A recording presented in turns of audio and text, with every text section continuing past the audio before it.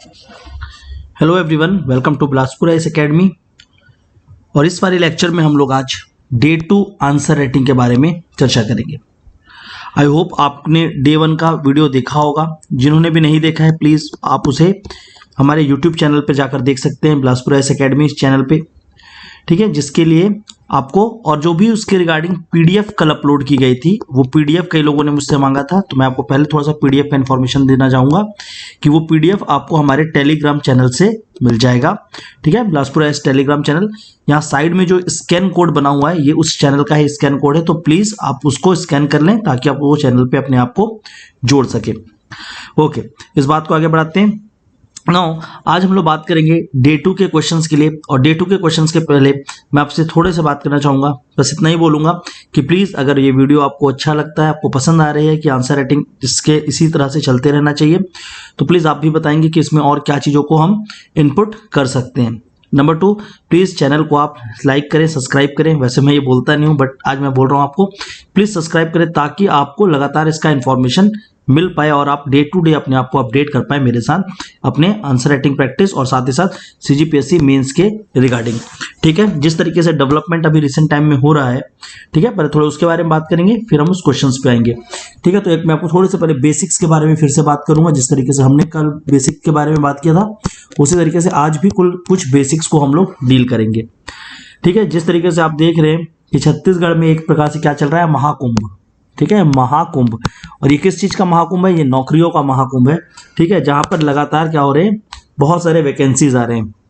पर आप अगर डेडिकेटेड सीजीपीएससी स्टूडेंट हैं तो आप थोड़ा सा अपने आप को पहले चैनलाइज करेंगे कि क्या मुझे बाकी एग्जाम्स के लिए जाना है या नहीं जाना है, बिकॉज कहीं ना कहीं आपकी स्टडी कॉम्प्रोमाइज हो सकती है सीजीपीएससी की अगर आप बाकी एग्जाम्स के लिए जाएंगे। तो बहुत अच्छे से सोच कर निर्णय लेना कि क्या आप किसी और एग्जाम की तैयारी करना चाहते हैं या नहीं करना चाहते। पर हाँ, मैं ये जरूर बोलूँगा ऐसे बच्चों को या ऐसे स्टूडेंट्स को जो लगभग 3 या 4 अटेम्प्ट दे चुके हैं सीजीपीएससी का, जिनकी प्रिपरेशन एक अच्छे लेवल पे है, जिन्होंने पूरे के पूरे सीजीपीएससी को पढ़ा है, वो इस एग्जाम्स के लिए जा सकते हैं। उसके लिए कुछ नहीं करना होगा आपको, बस आप अपने आप को डेली बेसिस पे जो आने वाले एग्जाम्स है उसके लिए कुछ नहीं करके जीएस और जो भी आपका थोड़ा सा लैंग्वेज वगैरह है उसको डेली बेसिस में 1 या 1.5 घंटे पढ़ते हुए आप उसके प्रिपरेशन को कंटिन्यू रख सकते हैं। बट अगर सीजीपीएससी आपका टारगेट है, अल्टीमेट गोल है, तो फिर आपको इससे बिल्कुल भी इधर उधर डाइग्रेस नहीं होना चाहिए, ठीक है। बिकॉज एक सिंपल सी शब्द है, ठीक है, जिसको मैं पर्सनली बहुत बिलीव करता हूँ। एक सिंपल सा सेइंग है, and that simple saying is in the mountain of no, in the mountains of no, ठीक है, in the mountains of no I stood मतलब मैं खड़ा हुआ हूं, I stood for only one yes। इस चीज को बहुत अच्छे से समझेंगे आप लोग। in the mountains of no I stood only for one yes, ठीक है। नकारते हुए पहाड़ों के बीच में केवल एक बार हाँ सुनने के लिए खड़ा हूं। और ऐसा ही कुछ आपका एक इरादा होना चाहिए सीजीपीएससी या किसी भी तरीके के गवर्नमेंट एग्जाम्स के लिए। आपका एक फेल और पास होना बस इसकी एक कड़ी है, पर आपका निरंतर आपको इसके लिए प्रयासरत्न होना पड़ेगा। जैसे कि मैंने अपने यूपीएससी की जर्नी के टाइम पे भी इस चीज़ों को बहुत अच्छे से समझा, और आज ये भी जो भी हम आंसर राइटिंग कर पा रहे हैं ये उसी समय की प्रैक्टिस है, जिससे मुझे लगता है कि वो जो नोज सुनते हुए जब इस यस की ओर आज आगे बढ़ा हूँ तो कहीं ना कहीं यही चीज़ मैं आज आपको दे पाता हूँ, ठीक है, या मैं उसी चीज़ों से आज आपको हेल्प कर पाता हूँ। तो प्लीज़ आप लोगों को भी अपने लिए ये चीज़ों को ध्यान रखना होगा कि हम जब एग्जाम्स के लिए जा रहे हैं तो 2-3 नो आपको सुनने को ज़रूर मिलेंगे, पर डेफिनेटली एक यस उसके सामने होगा और बस उसी दिन का आपको इंतज़ार करना है। ओके, तो चलिए यहाँ पर मैं पहले बातों को विराम देता हूँ ताकि कुछ लोगों को आंसर राइटिंग सुनना है, फिर उनके मन में आता है कि सर आंसर राइटिंग पे ही बात करिए, इधर उधर की बातें नहीं होनी चाहिए। तो ठीक है, जैसा आप लोगों का कहना है उसी के हिसाब से हम आगे चलेंगे। तो कल मैंने आपको कुछ बेसिक्स के बारे में बताया था, जैसे कि क्वेश्चंस की डिमांड क्या होती है, ठीक है, डिमांड को किस तरीके से पढ़ना है। डिमांड के साथ साथ मैंने थोड़े से प्रेजेंटेशन, फॉर्मेटिंग और चीज़ों के बारे में बात किया था। आज मैं आपको आंसर राइटिंग के और 2 नए पहलुओं के बारे में चर्चा करूंगा, ज़्यादा नहीं, धीरे धीरे करके हम हर एक पहलुओं को कवर करते चलेंगे। आज सिर्फ 2 पॉइंट्स को समझेंगे, ठीक है, जिसमें से एक पॉइंट आपका आंसर राइटिंग में बहुत इंपॉर्टेंट होता है, ठीक है, और वो पॉइंट है कि किस तरीके से जब भी कोई क्वेश्चन आता है तो उसको जब आप हैंडल करते हैं तो वहाँ पर डायग्राम को किस तरीके से पुट इन करना चाहिए, ठीक है ना, डायग्राम को किस तरीके से पुट इन करना चाहिए। देखिए पहली बात, जो भी आप डायग्राम बनाएंगे वो आपका एक लेबल डायग्राम होना चाहिए। लेबल डायग्राम मतलब वो अपने आप में चीज़ों को बता रहा होगा, सिर्फ ऐसा नहीं कि आपने केवल अगर इंडिया बनाना है तो आपने क्या किया, इस तरीके से एक भारत बना दिया, बोले कि ये भारत है और यहाँ कुछ भी नहीं लिखा। तो ये एक बहुत ही गलत तरीका है। ऐसा तो ना तो मैप होता है, ना तो ऐसा कभी भारत दिखता है। दूसरी बात, जो भी आप डायग्राम बनाएंगे, सपोज करो मेरे को वेस्टर्न घाट बनाना है तो मैंने पूरा का पूरा वेस्टर्न घाट को कुछ इस तरीके से दिखाया हुआ है, ठीक है। और उसके बाद मैं क्या करूंगा, यहाँ पर उसके बारे में कुछ बेसिक डिटेल्स लिखूंगा। तो जब भी आप अगर कोई डायग्राम बनाए या कोई भी तरह का फ्लो चार्ट बनाए तो प्लीज़ उसको लेबल जरूर करेंगे। लेबल करना मतलब आप उसके बारे में जरूर वहाँ पर कुछ जानकारी उसी डायग्राम के माध्यम से देने का प्रयास करिए। इससे क्या होगा, उस डायग्राम को बनाने का एक वैल्यू होगा, नहीं तो उस डायग्राम का कोई भी वैल्यू नहीं रह जाता उसे जो भी पर्टिकुलर आप आंसर लिख रहे हैं उस आंसर के लिए, ठीक है। तो पहली बात तो क्या था, डायग्राम फ्लो चार्ट वगैरह अगर आप बनाते हैं तो please bring some content along with your diagrams. उसके बिना, उस कंटेंट के बिना अगर आप लिखोगे तो डायग्राम को किसी भी तरीके से या किसी भी तरीके से उसका कोई वैल्यू नहीं रहता एग्जाम पे। जैसे आप लोगों ने कल भी एग्जाम में कल की जो टेस्ट जो मैंने आपको ये दिया था प्रैक्टिस क्वेश्चन, उसमें कुछ लोगों ने डायग्राम बनाया था, पर वो भी डायग्राम क्या थे, कुछ इसी तरीके से इधर उधर बना दिए गए थे जिसका कोई अर्थ नहीं बन रहा था। तो अगर आपका डायग्राम का कोई अर्थ ही नहीं होगा तो उसको चेक करने का कोई भी मतलब नहीं रह जाता है एक एग्जामिनर के लिए। दूसरी बात, एक और चीज मैं आपको बोलना चाहूंगा कि आंसर राइटिंग जब आप कर रहे हो तो पहली बात, क्योंकि आंसर्स के लिए आपके पास बहुत कम शब्द होते हैं, 175 वर्ड मैक्सिमम आपको मिल रहा है लिखने के लिए, तो वर्ड लिमिट का प्लीज़ ख्याल रखें। कई लोगों को मैंने कल भी देखा और इवन आज भी जो आंसर्स आए कि वो 3-3, 4-4, 5-5 पेज में एक आंसर लिख कर दिए। आप ऐसे राइटिंग नहीं कर रहे हैं। दूसरी बात, आंसर राइटिंग और ऐसे राइटिंग बहुत अलग होता है। तो वर्ड लिमिट को पहले विशेष रूप से ध्यान रखें कि कितने शब्दों का प्रश्न दिया गया है उतने ही शब्दों में उसको लिखेंगे, ठीक है। वर्ड लिमिट को विशेष रूप से ध्यान रखते हुए लिखना होगा। अब वर्ड लिमिट में लिखना होगा और आपके पास बहुत सारा कंटेंट होगा तो उसके लिए एक अप्रोच होता है जिसको मैं बोलता हूँ हिडन अप्रोच, ठीक है। ये मैंने ही डिजाइन किया हुआ है, hidden approach of answer writing. Hidden approach वो होता है कि हमें जो बोलना है हम उसको इस तरीके से बोलेंगे कि वो उस टॉपिक से तो निकलकर सामने आ रहा होगा पर उस टॉपिक के हर एक पहलुओं को हम नहीं बोलेंगे, उसे बोलते हैं हिडन अप्रोच, ठीक है। तो हिडन अप्रोच को फॉलो किया करिए, जो पूछा गया है डायरेक्टली उसी चीज पे जाकर आप बात करो, ठीक है। तो आज ये दो चीजों के बारे में बात करने वाला था आपका, एक वर्ड लिमिट, तो प्लीज वर्ड लिमिट विशेष रूप से ध्यान रखेंगे। आप हिडन अप्रोच का यहाँ पर इस्तेमाल कर सकते हैं। आप केवल आंसर में वो पहलुओं को लिखने का प्रयास करें जो प्रश्न में पूछा गया है, ना कि सभी पहलुओं को। Please try to write only those things which are asked in the question and not everything that you know, ठीक है। एक इसको ध्यान रखेंगे। दूसरी बात, अगर आपको वर्ड लिमिट को कंसाइज करना चाहते हैं तो अपने आंसर्स को छोटे छोटे टुकड़ों में बांटिए। Break your answers into parts, break your answer into parts. छोटे छोटे हिस्सों में अपने आंसर्स को आप तोड़ने का प्रयास करेंगे, ठीक है। वो किस तरीके से तोड़ा जाता है आंसर को पार्ट्स में, उसके बारे में थोड़ा सा मैं यहाँ पर प्रेजेंटेशन देता हूँ आपको, ठीक है। इन चीज़ों को ध्यान रखेंगे। पहली बात, जब अपने आंसर्स को छोटे छोटे पहलुओं में तोड़ना है तो उसके लिए सबसे पहली बात होता है कि कभी भी जब आप आंसर लिख रहे हैं तो 4 या 5 लाइन से बड़ा कोई भी पैराग्राफ ना लिखें, ठीक है। जो भी आप पैराग्राफ लिखते हैं अगर, तो 4 या 5 लाइन से बड़ा पैराग्राफ नहीं होना चाहिए। दूसरी बात, अगर छोटे प्रश्न हैं मतलब 2 या 4 नंबर के, तो इसको टू द पॉइंट लिखें, ठीक है। जब मैं टू द पॉइंट बोलता हूं तो कई लोग बोलते हैं सर पॉइंट में लिखना है क्या, नहीं, इसका मतलब टू द पॉइंट मतलब पॉइंट में लिखना नहीं होता। टू द पॉइंट मतलब जितना पूछा है उससे एक शब्द भी ज्यादा नहीं लिखना, उसको बोलते हैं टू द पॉइंट। जो पूछा है बस वही लिखेंगे। ये छोटे क्वेश्चन में आप फॉलो करेंगे। बड़े क्वेश्चन में आपको थोड़ा सा डिस्कशन और एनालिसिस डालना पड़ता है, बट छोटे क्वेश्चन में टू द पॉइंट रहेंगे, स्पेशली 2 और 4 नंबर के प्रश्न में। तीसरी बात, अपने आंसर्स को छोटे छोटे हिस्सों में तोड़िए, ठीक है ना। जैसे कि हम लोग अगर देखेंगे कि स्टैंडर्ड आंसर राइटिंग तो उसके 3 हिस्से होते हैं, जिसमें से एक हिस्सा होता है इंट्रोडक्शन, दूसरा हिस्सा होता है बॉडी और तीसरा हिस्सा होता है कंक्लूजन, ठीक है। तीसरा हिस्सा होता है कंक्लूजन।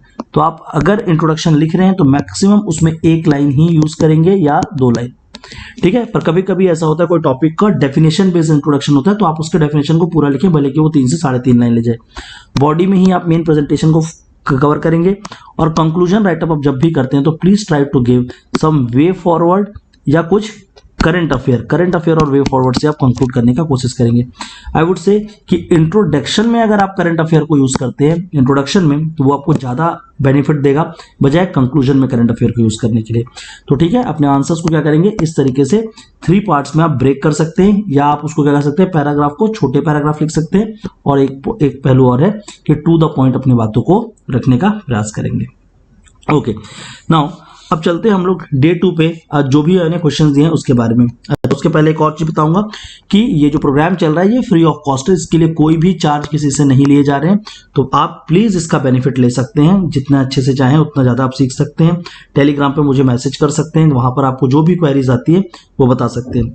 आंसर के साथ साथ अगर आपको कोई तकलीफ हो रही है तो प्लीज उस तकलीफों को भी अपने आंसर्स के साथ मुझे टाइप करके बताइए कि ये पर्टिकुलर प्रॉब्लम मैं फेस कर रहा हूं, ताकि उसके बारे में भी हम चर्चा कर सकें और उसको भी रिजॉल्व कर सकें।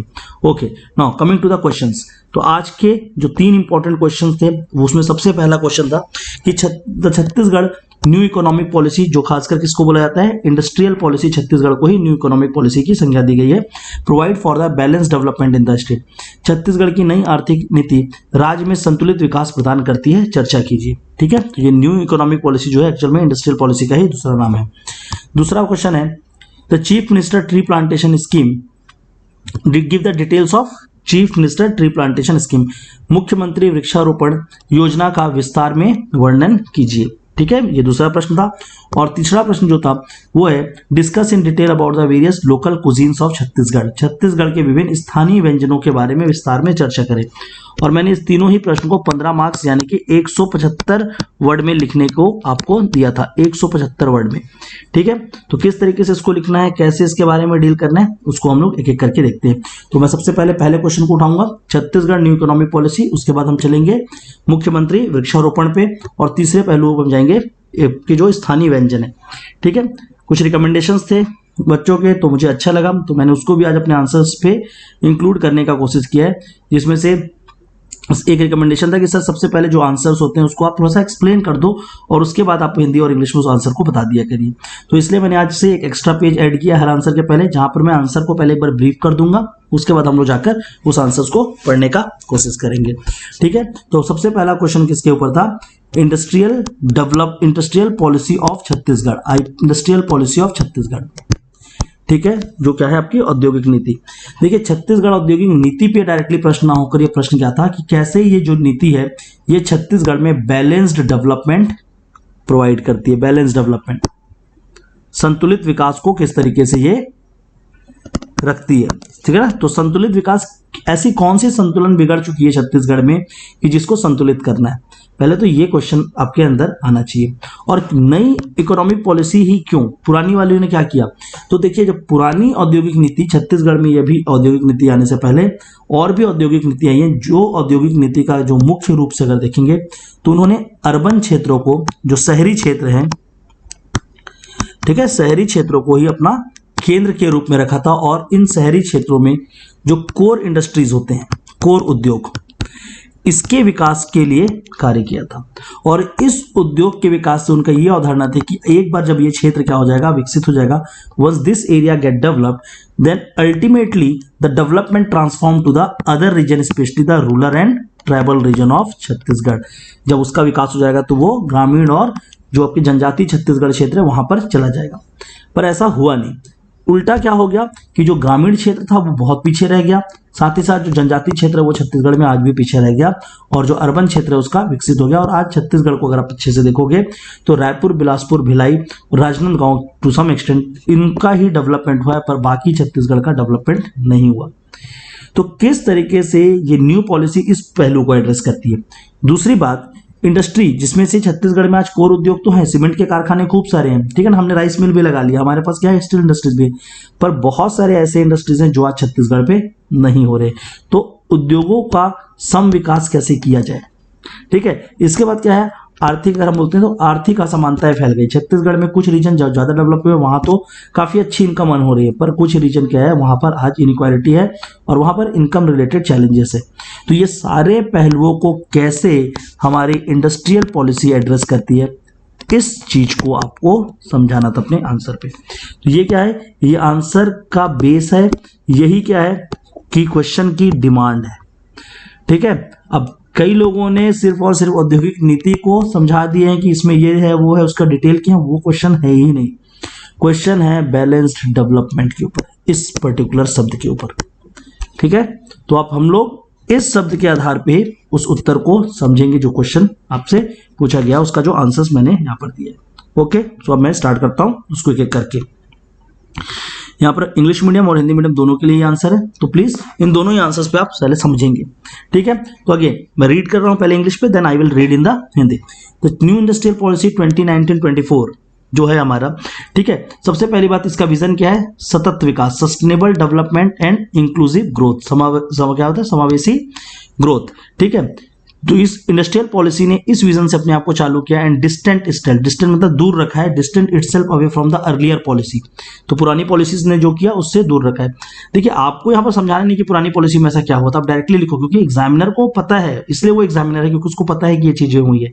ये क्वेश्चन देने के पीछे उसको पहले से ही उसने इस उद्देश्य को रखा है। However I have mention and focuses on the rural area as a growth engine, ये इंपॉर्टेंट लाइन है। रूरल एरिया, ग्रामीण क्षेत्रों को अब विकास की एक नई इंजन बनाई गई है of state and provide for the balanced economic development in the following manner. ये क्या कर रहा है, बैलेंस्ड रीजनल ग्रोथ, क्षेत्रवार समान क्या करने की कोशिश कर रहा है, समान विकास, balanced regional growth to accomplish this various, इसको पाने के लिए to accomplish this various blocks and the rebate facilities given to such area on the basis of industrial growth, कि वहां पर कितना इंडस्ट्रियल ग्रोथ आज वर्तमान समय में उसके आधार पे वहां पर उसको फायदा दी जा रहे हैं।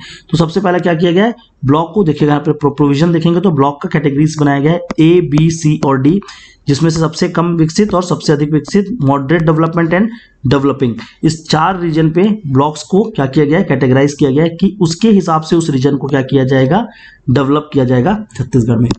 बैलेंसिंग ऑफ इंडस्ट्रियल ग्रोथ, ठीक है, कि अलग मैंने आपको क्या बताया कि कुछ इंडस्ट्री ही बने हुए हैं, बाकी इंडस्ट्रीज पीछे रह गए, तो वो सारे को बैलेंस करने की जरूरत है। तो इसलिए पॉलिसी ने क्या किया है, कैटेगराइज किया है industry into the various category. ठीक है, जैसे कि ये क्या है, general industries, priority industries and high priorities industries, तो उसको अलग अलग रीजन पे क्या किया गया है, कैटेगराइज किया गया है। और हाई प्रायोरिटी में किसको रखा गया है, देखिए ऑटोमोबाइल, फूड प्रोसेसिंग, ऐसे इंडस्ट्री जो छत्तीसगढ़ में है ही नहीं, कि अगर कोई व्यक्ति उसको लगाएगा तो उसको ज्यादा बेनिफिट दिया जाएगा in comparison to the steel and cement industry जो ऑलरेडी एग्जिस्ट करता है छत्तीसगढ़ में। ठीक है, तो the policy categorise the industry to the various category to promote the range of industries from food processing, minor processing to the automobiles, तो बहुत सारे इंडस्ट्रीज को प्रमोट किया जाए उसके लिए काम कर रहा है। Bridging the income inequality, Chhattisgarh के क्षेत्र पर मैंने क्या बताया कि कहीं पर इनकम ज्यादा है, कहीं पर कम है, तो हर किसी को क्या मिले, जॉब मिले, एम्प्लॉयमेंट मिले, जिससे कि उनका अपने आप क्या हो, इनकम सपोर्ट बने। The policy provide reservation in the job to local people in different category and it promote the entrepreneurship development by the bespoke policy based investment। तो इस तरीके से पॉलिसी में क्या किया गया है, ये रिजर्वेशन दिया गया है। और हर जगह पे देखो मैंने क्या लिखा है, सीटेबल। एग्जामिनर को आपको बताना पड़ेगा कि उस टेबल की ओर उसकी नजर क्यों जाए, वो अपने आप से नहीं ले जाएगा, तो प्लीज आप उस चीज को मेंशन किया करो, फिगर नंबर 1, टेबल नंबर क्यों वहां पर देखिए। And then it promote the को इक्वालिटी, ठीक है, वो क्या करता है, कहीं ना कहीं को इक्वालिटी को प्रमोट करता है। कैसे, the policy shifted the growth pole towards the rural and hinterland region which focuses on the traditional industries and primary activity based growth, कि जो भी ग्रोथ होगा वो क्या होगा, ट्रेडिशनल जो एक्टिविटी है उसी के आधारित हम छत्तीसगढ़ को क्या करेंगे, डेवलप करेंगे। और इसी अवधारणा को क्या बोला गया है, छत्तीसगढ़ मॉडल। इसलिए छत्तीसगढ़ गवर्नमेंट की जितनी भी रिसेंट इनिशिएटिव है, जो भी नई सरकार है, तो उसने क्या किया है, जैसे कि क्या लिखा है, सुराजी ग्राम योजना। सुराजी ग्राम क्या है कि रूरल एरिया का डेवलपमेंट करेंगे जिससे छत्तीसगढ़ का डेवलपमेंट होगा। Chhattisgarh model again same line पे है, चिराग उसी लाइन पे है, गोधन न्याय योजना, रूरल इंडस्ट्रियल पार्क। क्यों छत्तीसगढ़ में रिपा बनाया जा रहा है, क्यों नहीं कि अर्बन डेवलप इंडस्ट्रियल पार्क बनाया जा रहा है, बिकॉज कि अर्बन एरिया तो डेवलप्ड है लेकिन रूरल एरिया को कहीं ना कहीं इक्वालिटी उसको देनी पड़ेगी, are in the line of this policy. तो this are the various points which you need to address in the particular answer. I hope ये चीजें आपको अभी क्लियर होगी। हिंदी में इसी आंसर को एक बार पढ़ते हैं, ठीक है, जिससे आपको समझ आएगा। सतत विकास और समावेशी विकास की दृष्टि से राज्य की नई औद्योगिक नीति 2019 से 24 पहले की नीति से खुद को दूर करती है और इस राज्य के विकास इंजन के रूप में ग्रामीण क्षेत्रों पर केंद्रित है, ग्रामीण क्षेत्रों पर केंद्रित करती है और निम्नलिखित तरीके से संतुलित आर्थिक विकास प्रदान करती है। संतुलित क्षेत्रीय विकास, सबसे पहले क्षेत्रवार उसका संतुलित विकास, इसे पूरे करने के लिए विभिन्न ब्लॉक तालिका देखें और इसे क्षेत्र को औद्योगिक विकास के आधार पर छूट और सुविधा दी जाती है। औद्योगिक विकास को संतुलित करना। कैसे संतुलित कर रही है? यह नीति उद्योगों को खाद्य प्रसंस्करण, लघु वनोपज से लेकर ऑटोमोबाइल तक उद्योगों की श्रेणी में को बढ़ावा देने के लिए विभिन्न श्रेणियां में वर्गीकृत करती है। तो यहाँ पर आपका वर्गीकरण किया गया है श्रेणियों का, यहाँ पर ब्लॉक का। ये रीजन डेवलपमेंट करेगा, ये क्या करेगा? इंडस्ट्रियल डेवलपमेंट करेगा एक संतुलित रूप से। ठीक है। आय की समानता को दूर करना, जो आय की असमानता है उसके लिए क्या कह रहा है? यह नीति विभिन्न श्रेणी में स्थानीय लोगों को नौकरी देकर आरक्षण प्रदान करती है और bespoke नीति आधारित निवेश द्वारा उद्यमिता विकास को बढ़ावा देती है। ठीक है, जिसके बारे में डिटेल यहाँ पर प्रोविजंस पे दिया है। और देन समानता को बढ़ावा देना कि कैसे छत्तीसगढ़ में समानता की अवधारणा लाएगी। तो नीति में पारंपरिक उद्योग और पारंपरिक गतिविधि आधारित विकास पर ध्यान के साथ विकास ध्रुव को ग्रामीण और भीतरी इलाके की ओर स्थानांतरित कर दिया गया है, ताकि उस रीजन का डेवलपमेंट डायरेक्टली हो, ना कि ऊपर से वहां तक, जैसे कि क्या बोलते थे, ट्रिकल डाउन। तो ट्रिकल डाउन के सिद्धांत को खत्म करते हुए अब बोला गया कि उसी जगह का हम विकास करेंगे। वर्तमान समय में क्या किया गया है? स्वराजी ग्राम योजना, छत्तीसगढ़ मॉडल, चिराग, गोधन, रिपा सहित सरकार की हालिया पहल इस नीति के अनुरूप ही बनाई गई है। तो देखिए, जो भी काम चल रहा है एक्चुअल में इस नीति के अनुरूप ही छत्तीसगढ़ सरकार कर रही है। आपको सबसे पहले ये समझना जरूरी था। ये क्वेश्चन और इस क्वेश्चन का आंसर कुछ इस तरीके से आप लिख सकते हैं। अब चलते हैं क्वेश्चन नंबर 2, और क्वेश्चन नंबर 2 आपका किसके पर आधारित है? प्लांटेशन स्कीम पे। मुख्यमंत्री वृक्षारोपण अभियान, प्लांटेशन स्कीम। ये क्वेश्चन बहुत आसान है।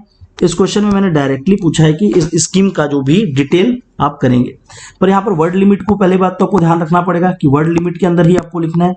ठीक है। दूसरी बात, अगर कोई भी क्वेश्चन, प्लीज इस अच्छी बात को अच्छे से याद रखेंगे, कोई भी क्वेश्चन अगर किसी स्कीम से संबंधित पूछा जाए तो आपको स्कीम के कुछ प्रावधानों को ध्यान रखना होगा कि उसको आप कैसे ब्रेक कर सकते हैं। ठीक है। तो पहली बात तो उस स्कीम का एक बेसिक डिटेल बनाइए, जिसको आप एक इंट्रोडक्शन पे लिख सकेंगे, बेसिक इंट्रोडक्शन। कोई भी स्कीम आती है तो उसकी जरूर कुछ ना कुछ क्या होती है? उद्देश्य होते हैं। ठीक है, कुछ ना कुछ क्या होते हैं? उद्देश्य होते हैं। उसकी एक सामान्य जानकारी तैयार कीजिए, सामान्य जानकारी, उद्देश्य। ठीक है। उसके बाद उसके प्रावधान, जिसको बोला जाता है प्रोविजन, प्रावधान के बाद आप उस पॉलिसी को एनालिसिस करेंगे। एनालिसिस कैसे करेंगे? उसके लाभ को बताकर, ठीक है, उस पॉलिसी की सीमाओं को बताकर, ठीक है, उसकी सीमाएं को बताकर, लिमिटेशंस को, और उस पॉलिसी के वे फॉरवर्ड को लिख कर कि आगे उसको किस तरीके से लागू किया जाना चाहिए। जब आप इन सारे पॉइंट्स को इंक्लूड करेंगे तो आंसर अपने आप में क्या हो जाएगा? बेटर हो जाएगा।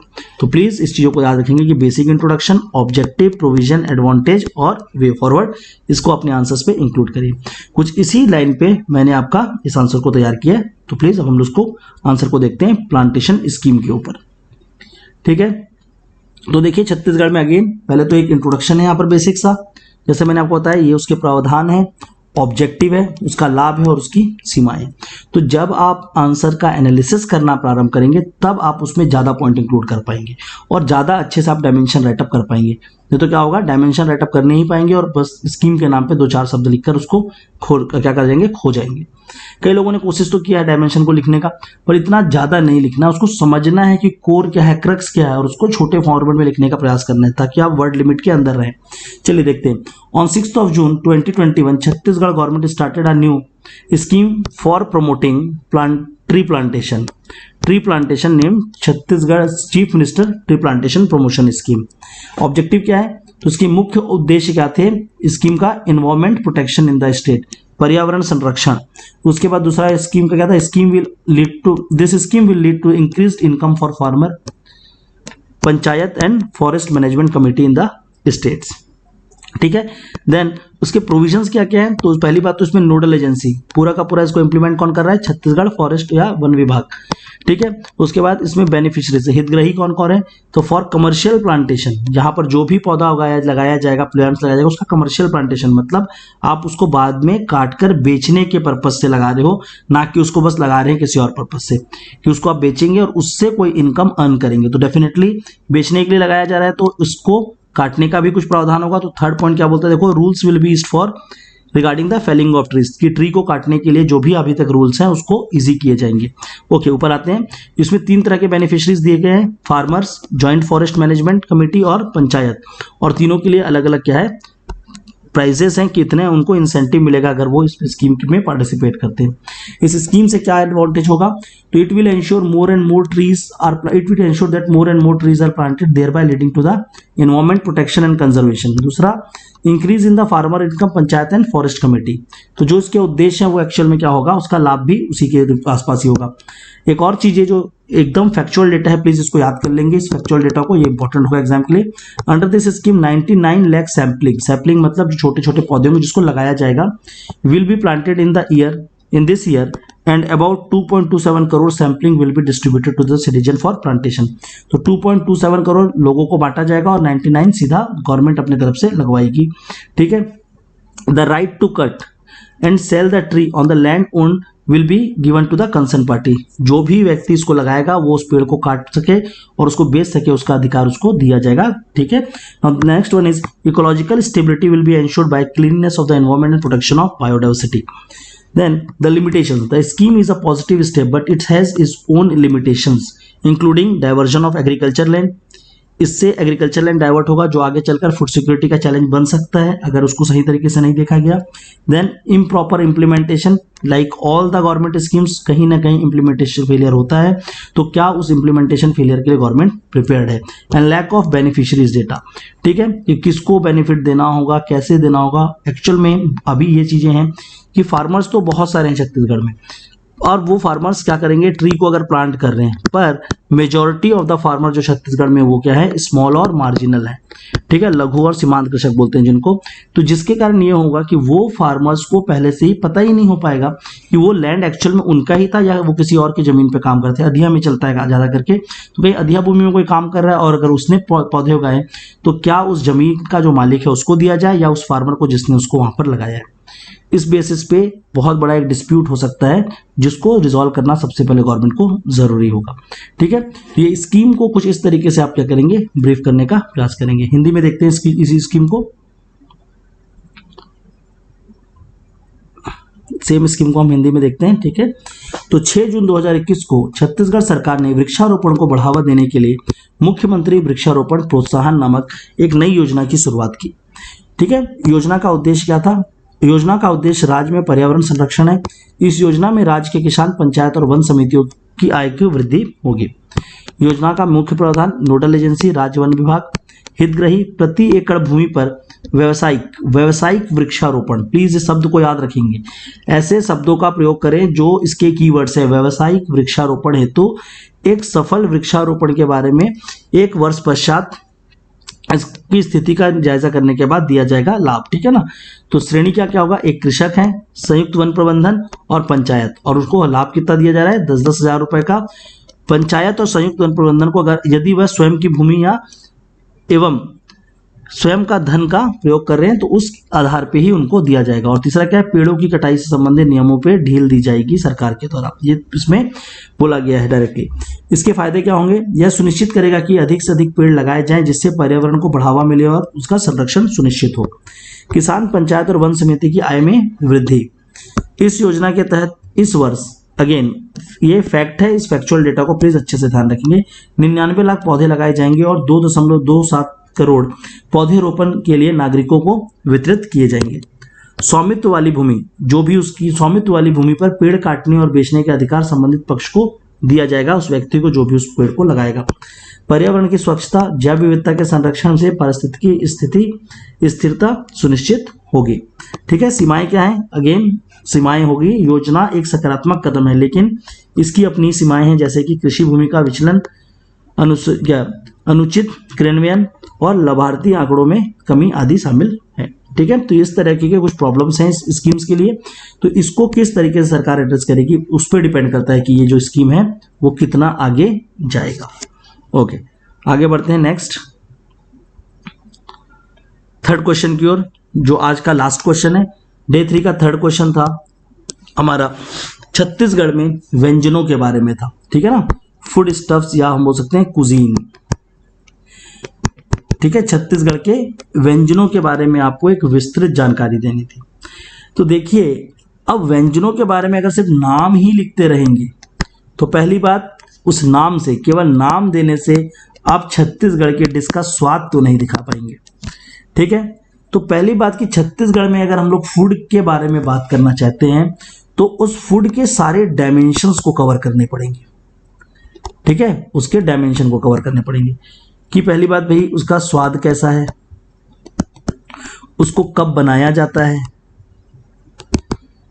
ठीक है ना, इस तरह की चीजों पे आपको चर्चा करने की जरूरत है। उसको कैसे बनाया जाता है, किस चीजों से बनाया जाता है, विशेष कौन कौन से पकवान हैं जिसकी विशेषता ऐसी है कि जिसको आज छत्तीसगढ़ में हर एक लोग जान रहे हैं। ठीक है, इसके बाद ये जो पकवान है, ये जो भी हमारी फूड कुजीन्स है, इसका महत्व क्या है, इसकी सिग्निफिकेंस क्या है। ठीक है, ये चीजें जो मैं बता रहा हूं ये आंसर्स के डिस्क्रिप्शन राइटिंग है कि आप केवल उस पॉइंट तक रेस्ट्रिक्ट ना रहें जो आपने पढ़ लिया है किसी कुंजी में या किसी किताब में। आपको उस पर चर्चा करना होगा, उसके बारे में सोचना होगा, डायमेंशन सोचने पड़ेंगे। Without dimension answer will be none of your use. कोई काम का नहीं होता वो आंसर जहां पर हम लोग उसके ऊपर महत्व ऐड नहीं करते। तो ऐसी चीजों को लेकर आंसर्स को लिखा जाएगा। एक बहुत प्यारा प्रेजेंटेशन आपके लिए किया गया है, प्लीज उसको समझेंगे और इस प्रेजेंटेशन को आप डायरेक्टली अपने आंसर्स में यूज कर सकते हैं, जो आपको एक वाइड रेंज में छत्तीसगढ़ के डिशेस के बारे में डील कर रहा है। ठीक है, तो देखिए बहुत सुंदर सा आपके लिए प्रेजेंटेशन तैयार किया है और बिलीव मी प्रेजेंटेशन तैयार करने में समय लगते हैं। आंसर लिखने में टाइम नहीं लगता एक कागज के ऊपर, पर जब उसको प्रॉपरली इसके ऊपर लेकर आना होता है, प्रेजेंट करना होता है, तो उसमें समय लगते हैं। ठीक है, ओके, तो हम लोग बात करते हैं इसके बारे में। इंटरप्ट, ओके, हम लोग इसके बारे में बात करते हैं। Chhattisgarh being a land of cultural diversity, सबसे पहली बात क्या है, छत्तीसगढ़ सांस्कृतिक विविधता की भूमि है। Which has large number of kaleva, Chhattisgarh में इनको क्या बोला जाता है, kaleva, that is local cuisine which are categorise on the following basis. सबसे पहले हम उसकी कैटेगरीज को समझते हैं। तो टेस्ट, स्वाद के आधार पे क्या होता है कि मीठा और नमकीन, salt and sweeter. Sweet taste में क्या क्या है आपके, तस्मई, दहरोरी, आपको उसको एग्जांपल्स के थ्रू आप मेंशन करिए। सॉल्टियर क्या है, हथफोड़वा, खरपूरी, आपका खपूरी रोटी एक्सेट्रा। विभिन्न ओकेजन्स के हिसाब से, तो marriage as an occasion, festival and death, ये तीन ओकेजन स्पेसिफिकली छत्तीसगढ़ में। तो शादी के समय में पपची, बालूशाही, फेस्टिवल के समय में खुरमी, अरसा एक्सेट्रा, डेथ के समय में बोबरा एंड बरा। और किस चीज से बनाया जाता है, मटेरियल क्या यूज किया जाता है, तो आपका गेहूं आटा मतलब व्हीट फ्लोर, गुलगुला एंड सोहारी, राइस फ्लोर, खुरमी एंड फरा, रिफाइंड व्हीट फ्लोर, जिसको किसको बोला जाता है, ये मैदा को। ठीक है, कई लोग इसमें मैदा मत लिख देना, इंग्लिश वाले इसको लिखेंगे रिफाइंड व्हीट फ्लोर मैदा, जो कि इससे बनता है गुजिया, और ग्राम फ्लोर जिसको बोलते हैं हम बेसन, ठेठरी एंड भजिया। ठीक है, other dishes, some other local dishes are kadhi. अब देखो जो स्पेसिफिकली है छत्तीसगढ़ में कढ़ी, तो कढ़ी का स्वाद ही कुछ अलग है ना, जो खट्टा है। The sour in taste cuisine in our state many style of kadhi are made, तो बहुत सारे कढ़ी बनाए जाते हैं, जैसे कि कोचई पान, डुबकी कढ़ी एक्सेट्रा। चपातीस की बात करें तो रोटी भी कई प्रकार के बनाए जाते हैं। तो large variety of chapatis are made in our state, the most renowned is angakar, kela paan etcetera, and then bari. The sun dried and baked spicy cuisine, जो एकदम स्पेसिफिकली उसके बारे में उसका डिटेल दिया गया है। सो क्या कहते हैं, सूर्य की रोशनी में सुखाई जाती है, तो अगले उसको अच्छे से लिखेंगे, sun dried and baked spice cuisine of state. It is of so many types like adhori bari, rakhiya बड़ी। तो देखो यहाँ पर आपके, मैंने कहीं पर भी किसी भी डिश को रिपीट नहीं किया है। ठीक है ना, कि ये नहीं एक हर जगह पर एक ही डिश का नाम लिख के चले गए, नहीं, आप मैक्सिमम डिटेलिंग के पीछे हम जाएंगे कि ज्यादा से ज्यादा पकवानों के नाम हम लिखें और अलग अलग तरीके से उसको प्रेजेंट करें। आप एक ही नहीं तो आप क्या करते, 5 से हो सकता है कि स्वाद के हिसाब से ही ओकेजन में भी होगा, मीठा वहां भी खा रहे होंगे, आप लिख सकते हैं, लेकिन आप कोशिश इसमें ये करना है, आपका मेन चीज क्या है कि आप अपने मैक्सिमम नॉलेज को प्रेजेंट कर पाए। तो यहाँ पर देखिए कि बहुत सारे डिशेस को मैक्सिमम नॉलेज के साथ प्रेजेंट किया गया। उसके बाद मैंने बात किया सिग्निफिकेंस में कि ये डिशेस का सिग्निफिकेंस क्या है छत्तीसगढ़ में। तो सबसे पहली बात social and cultural significance, they hold special importance during various social occasion as mentioned above. Occasions क्या है, marriage, festival and death. Then economical, can become a source of income, अगर इसको सही से बनाकर बेचा जाए तो ये डेफिनेटली क्या होंगे, इनकम अर्न करके देंगे। For local cuisine makers, street vendors etcetera. And the religious, during the religious function in our temple it is served as prasad. बहुत सारे मंदिरों में इसको प्रसाद की तरह दिया जाता है और विशेष प्रसाद जो है हमारा क्या है, राजीव लोचन मंदिर का पीडिया। ठीक है, और लास्ट में इसके एंड किस तरह पे किया गया है, to promote and conserve our local cuisine, इसको कंजर्व करने के लिए छत्तीसगढ़ सरकार ने गढ़ कलेवा योजना चालू की है। Started the Garh Kaleva scheme under which local food outlet will be open in every district headquarter and in the recently open C mart जो है वहां पर ये कलेवाओं को बेचा जा रहा है। देखिए, कंसाइज लिखिए, टू द पॉइंट लिखिए और सही तरीके से उसके प्रेजेंटेशन पे ध्यान दीजिए। कई लोगों को मैंने देखा केवल मेंशन करके चले गए, ये बनता है वो बनता है, शॉर्ट हो पकवान का नाम लिखे, वैसे नहीं करना, आप उसका ऑर्गेनाइजेशन अच्छा रखेंगे। कई लोगों ने केवल लिख दिया है चावल आटे से, इससे और उससे। कई प्रकार से हम क्लासीफाई कर सकते हैं छत्तीसगढ़ की कुजीन को, जैसा मैंने यहाँ पर किया है। तो प्लीज इस आंसर्स के थ्रू आप लर्न कर सकते हैं। हिंदी में देखते हैं यही आंसर एंड देन उसके बाद एक क्लोजिंग रिमार्क करेंगे। ठीक है, कई लोग भागने की तैयारी में रहते हैं, तो प्लीज थोड़ा सा क्लोजिंग रिमार्क तक आप रुकने का प्रयास करेंगे। छत्तीसगढ़ सांस्कृतिक विविधता की भूमि होने के कारण बड़ी संख्या में कलेवा स्थानीय व्यंजन जिनमें निम्न आधार पर वर्गीकृत किया गया है। तो स्वाद के अनुसार, अवसर के अनुसार और प्रयुक्त सामग्री के अनुसार कि किस सामग्री से उसको बनाया जा रहा है। ठीक है, तो उसमें अलग अलग एग्जाम्पल्स हैं। एग्जाम्पल्स में मैंने कोशिश ये किया है कि सारे नाम अलग हो ताकि हम मैक्सिमम पकवान के नाम वहां पर लिख पाए। कुछ अन्य स्थानीय व्यंजन जिसमें से एक है आपका कढ़ी। स्वाद में खट्टा, हमारे राज्य में इस तरह की कढ़ी, विभिन्न तरह की कढ़ी बनाई जाती है, जैसे कि कुचई पान, डुबकी कढ़ी। रोटियां, हमारे राज्य में रोटी को एक बड़ी विविधताओं में बनाई जाती है, जिसमें सबसे प्रसिद्ध अंगाकर रोटी, केला पान रोटी आदि हैं। बरी या धूप में सुखाकर चटपटे मसालेदार व्यंजन है। हमारे राज्य में कई प्रकार की बरी बनाई जाती है, जैसे कि अधौरी, रखिया बरी आदि। देखिए यहाँ पर आपको डाइवर्सिटी दिख रही होगी, हमारे जितने भी पकवान है उसकी विविधताओं यहाँ पर आपको एक्चुअल में दिख रही होगी। क्वेश्चन तो यही मांग रहा था ना, डिमांड, उसकी विविधताओं को यहाँ पर देखिए अच्छे से। इन पकवानों का महत्व को 3 आधारों पे मैंने यहाँ पर रखा है, सामाजिक एवं सांस्कृतिक, आर्थिक और धार्मिक। ऊपर वर्णित विभिन्न सामाजिक अवसर, जैसे कि यहाँ पर अवसर है पर इनका विशेष महत्व होता है। आर्थिक, स्थानीय व्यंजन निर्माता, स्ट्रीट वेंडर आदि के लिए आय का ये स्रोत बन सकता है। और धार्मिक, हमारे मंदिर और विभिन्न धार्मिक समारोह में इसको प्रसाद के रूप में बांटा जाता है, जैसे कि राजीव लोचन मंदिर में पीडिया। हमारे स्थानीय व्यंजन को बढ़ावा देने और संरक्षित करने के लिए सरकार ने गढ़ कलेवा योजना की शुरुआत की है, जिसके तहत जिले मुख्यालय में स्थानीय भोजन की दुकान खोली जाएगी। हाल ही में सी मार्ट में ये कलेवा बेची जा रही है। ठीक है, तो ये क्या है, एक उसका क्लोजिंग लाइन है कि एक्चुअल में इसके लिए क्या कदम उठाए गए हैं, इसका क्या महत्व हो सकता है और इसकी में किस तरह की विविधता है। तो आंसर जब भी आप लिखोगे तो उसमें डायमेंशंस जरूर होने चाहिए। आप एक एंगल से आंसर्स को लिखना बंद करेंगे, उसमें डायमेंशंस को काफी अच्छे से इंक्लूड करेंगे। ठीक है, कल हम लोग डे 3 के क्वेश्चंस करेंगे। डे 3 के क्वेश्चन के साथ साथ मैं आप लोगों को कुछ स्पेसिफिकली चीजें बोलना चाहूंगा, जैसे कि अगर आप किसी भी तरीके का प्रॉब्लम फेस कर रहे हैं प्लीज उसको मेंशन करें, ताकि उसके लिए कुछ आपको हो सकता है मैं सॉल्यूशन दे पाऊं। I will try to give the solution, one thing. दूसरी बात, एग्जाम आपका जो पीएससी का है वो कभी भी हो सकता है, exam is just around the corner. ठीक है, तो अभी आप किसी भी तरीके का रेस्ट मोड पे तो प्लीज मत ही रहिए, जितना हो सके आप पढ़िए, लिखिए और इसको समझने का प्रयास करिए, जो भी मैं आपको यहाँ से समझा रहा हूँ। ठीक है, जितने भी दिन मैं आपको यहाँ पर से हेल्प कर पा रहा हूँ, प्लीज आप इसका मैक्सिमम बेनिफिट लेने का प्रयास करेंगे। ठीक है, इसके साथ साथ I will try to give you assess. ठीक है, ऐसे की भी बात में यहाँ पर चर्चा करूंगा। ऑलरेडी यूट्यूब में अगर आप हमारे जाएंगे बिलासपुर आईएएस एकेडमी के, तो वहां पर ऐसे 2023 नाम से एक प्लेलिस्ट मिलेगा आपको। ऐसे 2023 का एक प्लेलिस्ट होगा, उस प्लेलिस्ट में काफी सारे ऐसे अपलोड किए हैं, उन ऐसों को आप देखकर उससे अपने ऐसे राइटिंग को डेवलप कर सकते हैं। ठीक है, और वहां पर अगर कोई दिक्कतें आती हैं तो आप मेरे से डायरेक्टली बात कर सकते हैं। आप जो भी हमारे टेलीग्राम का नंबर यह दिया गया हुआ है, इसमें आप टेक्स्ट करेंगे, वहां पर मैं मिल जाऊंगा और आप मेरे से डायरेक्टली उस बारे में चर्चा कर सकते हैं, जो भी आपको ऐसे के रिगार्डिंग दिक्कत जा रहा है। ठीक है, तो प्लीज ऐसे और इसको अच्छे से समझेंगे। इसके बाद करंट अफेयर का प्रिपरेशन करते रहिए। करंट अफेयर भी आप एग्जाम के लिए गेम चेंजर होता है, तो please prepare the current affair as well. ठीक है ना, and again I will repeat कि हम लोगों को सिर्फ वो एक 1 यस के लिए वेट करना होगा, क्योंकि आपको ये एक सिंपल सी बात है कि जो सफलता होती है, ठीक है ना, सफलता जो होती है वो बहुत दिनों के परिश्रम का एक समय में मिल जाना होता है। बहुत दिनों का परिश्रम का एक समय में मिल जाना होता है, उसी को बोलते हैं सफलता। याद रखना। तो सक्सेस इज नथिंग बट, क्या है सक्सेस?